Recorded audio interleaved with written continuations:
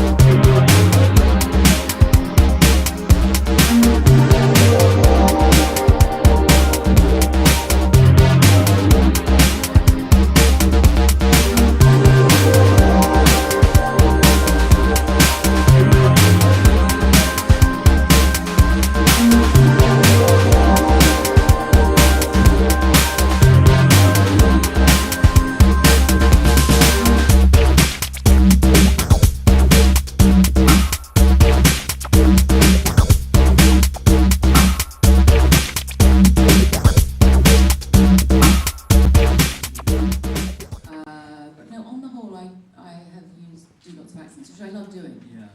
I just did a film for television, something for David Hare, written by David Hare, playing a spy, and it was one of the first times in a long while I had to use my own accent, and in fact it was very thrilling at first.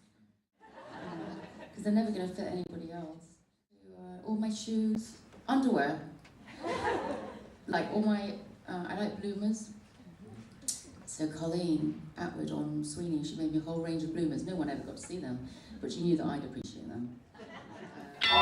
Richard, I've had an idea about doing another play. Does this mean marriage number 3? You know, plenty of people told me not to do this. Oh, don't let me regret it. Well, you never read it? God, no. What have you taken?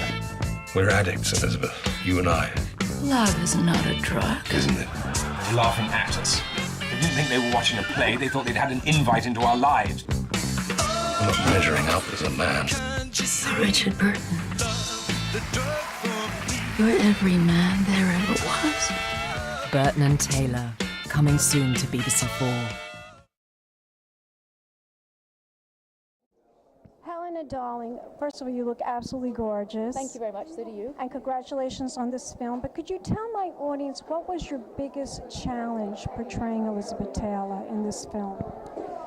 Well, in a way, obviously I had to portray the most famous person in the world that everyone has an opinion Actually, about. the most beautiful person you've She said. is beautiful.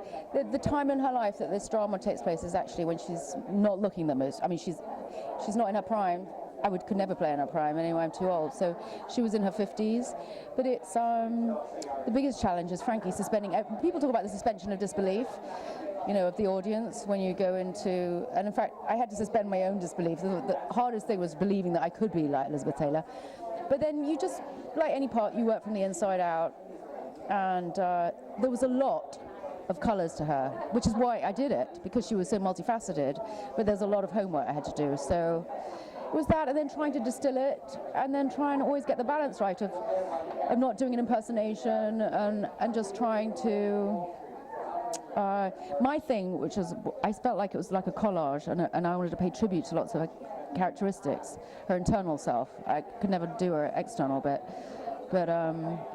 and so I just learned as much as I could about her from all different biographies and friends, and I have an astrologer friend. There was a lot. There's a lot of information, but it's actually so much you have to go through, and you've got to distill and distill and distill, and then try. It's like bottling someone, like in a genie or a perfume, making a perfume with somebody, and so it was just, anyway, I love doing it. You did a fantastic job, I'm sure, but can you tell my audience where we can find out more information about the film? Is there a website? I know it's going to be a website, but it is going to be on television. BBC America, yeah, right? On Wednesday. I can't wait. I'll see it then. Thank you. Thank you.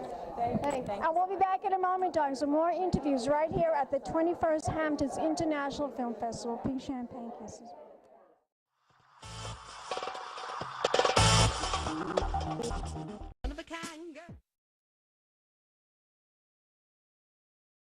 It's been a Crybaby Productions, darlings.